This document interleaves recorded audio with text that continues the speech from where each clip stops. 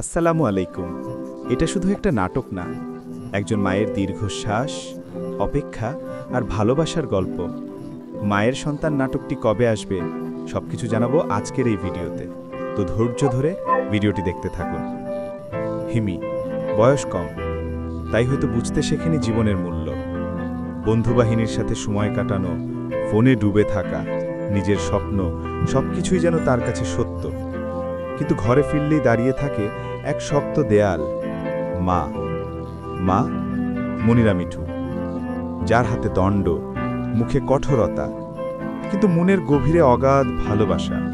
বুঝত না হিমি, তার চোখে মা হলো শুধু কঠোর, বকা দেয়, শাসন করে। কিন্তু মা বোঝে একটা ভুল পদক্ষেপ সন্তানের ভবিষ্যৎ নষ্ট করে দিতে পারে। একদিন হিমির বড় ভুল। বাইরে থেকে হাসি ঠাট্টা করে ফিরে এসে মাকে দেখে যেন বুক কেঁপে ওঠে। মার চোখে অশ্রু নয়, জ্বলন্ত চিন্তা। তুমি আমার মেয়ে, কিন্তু নিজের ভুলে তুমি নিজের জীবন ভাঙছ।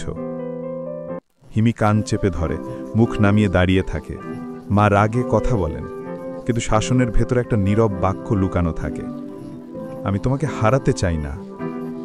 মায়ের শাসন নাটকটি কবে আসবে এখনো অফিসিয়ালি ডেট করা হয়নি, কিন্তু অতি শীঘ্রই নাটকটি আসতেছে নাফ এন্টারটেইনমেন্ট ইউটিউব চ্যানেলে।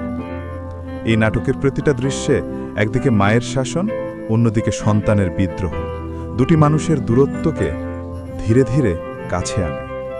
শেষে বুঝি শাসন মানে ঘৃণা নয়, শাসন মানে সেই ভালোবাসা যা সন্তানের জন্য নিজেকে কঠিন করে তোলে। ভিডিওটি ভালো লাগলে লাইক করে দিবেন।